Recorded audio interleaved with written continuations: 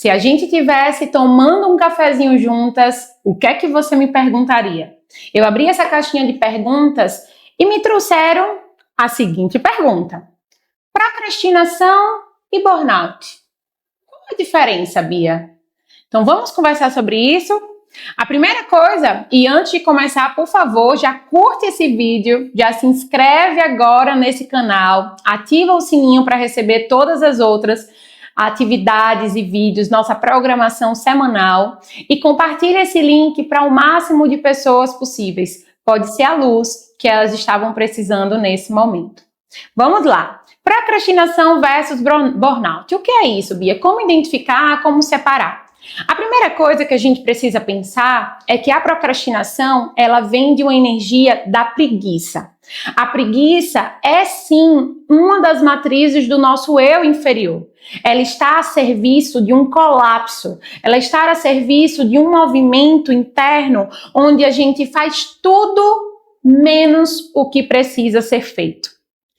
E se eu te contar que uma pessoa workaholic, ela pode ser uma pessoa preguiçosa? Como assim, Bia? Porque a pessoa que está ali no workaholic, ela faz tudo menos o que precisa ser feito por amor a ela e pelas relações dela.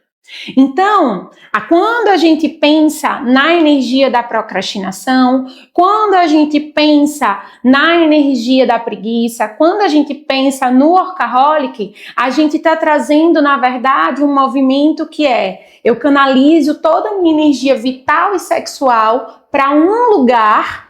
Por exemplo, pessoas que estão viciadas nas redes sociais. Eu estou canalizando toda a minha energia para um determinado lugar e eu não estou fazendo o que precisa ser feito. Uma pessoa que canaliza toda a energia vital e sexual para o campo do trabalho. Eu estou fazendo tudo menos o que precisa ser feito. E aí a gente precisa também aprender a diferenciar a procrastinação de uma pessoa que, por exemplo, está fazendo tudo para todo mundo, menos aquilo que vai chegar onde ela quer. Então, ela, na verdade, está procrastinando os seus próprios objetivos sobre os próprios desejos. E aí tem muitas pessoas que falam assim: ah, Bia, eu sou uma pessoa que não tenho energia, que não faço aquilo. Mas calma, peraí. Às vezes aquela pessoa, ela gastou a energia dela toda com diversas outras coisas e aí no final do dia ela está se cobrando a ter que fazer mais. E isso também é uma crença da escassez.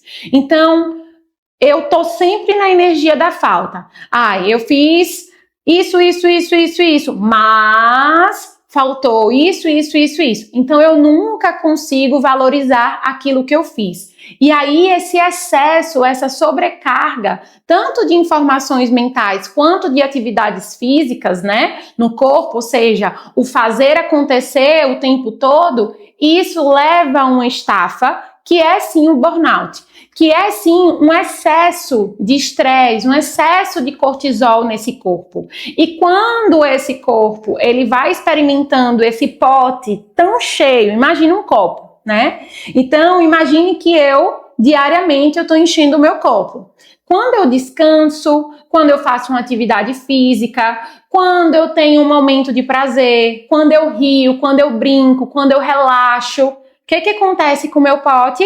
Eu vou diminuindo, né? Ou seja, aquelas águas que estão sendo colocadas diariamente, que são meu cortisol, minhas atividades, minhas coisas que eu tô ali fazendo, que me geram adrenalina, que me geram estresse. A partir do momento em que eu tenho momentos de prazer e satisfação, de liberação, o que acontece? Aquele estresse vai diminuindo. Porém, se eu não consigo ter válvulas de escape positivas para poder esvaziar o meu cortisol, seja com atividade física, seja com um banho de mar, seja com sair para dar umas boas risadas, uma namorada, enfim, qualquer coisa do tipo, eu vou estar sempre só enchendo o meu copo, só enchendo o meu copo, só enchendo o meu copo. E aí, o que acontece? O burnout é justamente quando esse copo ele está tão cheio, tão estressado, tão cheio de cortisol, com dificuldade de encontrar caminhos de liberação, que ele começa a travar. Então, por exemplo, é muito comum quando eu atendo pacientes médicos e médicas que eles chegam aqui e eles começam a ter aversão do seu próprio trabalho. Então, eles começam a dizer: para que eu fiz medicina? Eles começam a ter crises de ansiedade quando eles chegam na porta do posto de saúde, na porta do hospital. O corpo começa a se sentir angustiado, começa a ter tremores corporais, começa a ter aquela ansiedade, não pode ver um telefone tocando, porque já começa a trazer aquela ideia de repulsa, de ai, não acredito que tem alguém me procurando. E isso vai gerando um processo de irritabilidade, agressividade, de repulsa muito grande. Por quê? Porque esse corpo, ele está muito cheio, ele está muito estressado, ele está muito cheio de cortisol. E aí, o que é que a gente precisa aprender? Por exemplo, eu lembro que quando eu estava no início da vida de Caetano, eu lia muito sobre sono, sobre soneca, né, de crianças. E aí o que é que existe, por exemplo, as mães talvez já tenham ouvido falar, que se chama janela de sono. Então, quando um bebê ele é muito pequenininho, recém-nascido, ele passa mais tempo dormindo do que acordado. E aí a janelinha de sono de um recém-nascido, por exemplo, é 40 minutos. O que isso significa dizer? Que ele só passa 40 minutinhos acordado, que é justamente o tempo da mamada, do banho, de trocar a roupinha e aí ele já vai dormir de novo, né? E aí o que que acontece? O bebê, quando ele tá acordado, ele vai liberando níveis de cortisol. Excesso de estímulo visual, excesso de sons, né? Imagine que ele estava ali no casulinho, no silêncio, na bolha de proteção dele, que é o ventre, e agora ele está tendo que lidar com o mundo. E aí, se eu, a mãe, né, a cuidadora principal, começo a dizer: não, meu filho não precisa dormir não, né? E aí eu começo a tentar acordar o bebê o tempo todo, eu recebo visita o tempo todo, que vai falar em voz alta, e aí eu não deixo ele dormir, ou seja, eu não permito que ele descanse e eu fico fazendo cosquinha. O que é que acontece com a criança? Ela começa a passar a janela de sono, ou seja, o tempo que era para ele ficar acordado de 40 minutos começa a ser 50, começa a ser 1 hora, 1h30, 2 horas, 3 horas. E aí o que é que acontece?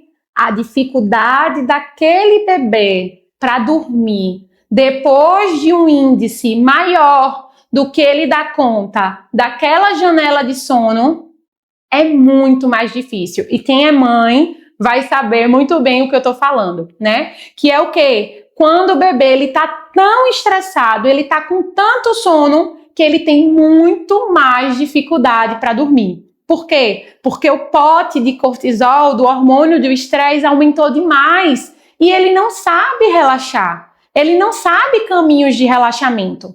Então essa metáfora casa perfeitamente com a ideia do burnout. Quanto mais eu estresso o meu corpo, ou seja, quanto mais eu coloco água em um recipiente que tem um limite, muito mais difícil se torna para eu conseguir esvaziar. Ah, Bia, mas aí eu vou dormir. Não, mas hoje eu vou dormir. Aquele sono quebrado, a insônia, né? A dificuldade, ou aquele corpo que acorda cansado. Então, o que eu estou querendo dizer? Que o burnout ele vem quando eu trago um excesso de cortisol para o meu corpo. E aí é muito importante que, caso você esteja vivendo esse processo, você busque profissionais da psicologia para fazer um acompanhamento psicológico, para saber onde está a sua dificuldade de colocar limites, porque eu tenho certeza que não é só relacionado ao trabalho. Muito provavelmente você seja uma pessoa que tem dificuldade de dizer não. Eu também recomendo que você busque um profissional da psiquiatria, né, para poder, sim, cuidar desse excesso de cortisol. E também tem outros caminhos necessários que são, sim, sugeridos por um profissional da psicologia, que é fazer mais do que te dá prazer. Então, saber colocar limites a ponto de você encontrar válvulas de escape diariamente no seu dia. Então, seja uma mudança de rotina, hábitos saudáveis, um momento da atividade física, um momento para sair com seu amor, um momento para você brincar livremente com os seus filhos, um momento para você se divertir com suas amigas, né, com seus amigos.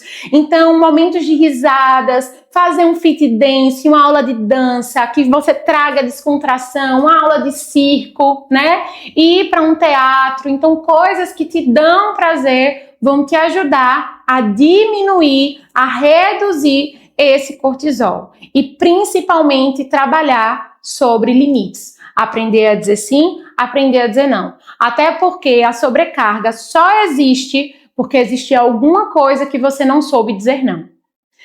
Então respira nisso, se fez sentido esse vídeo para você, comenta aqui para mim, já curte agora esse vídeo, compartilha para o máximo de pessoas e se inscreve no nosso canal, ativando o sininho para os nossos próximos encontros. Lembrando que aqui tem uma programação semanal para te ajudar na sua jornada do auto-amor.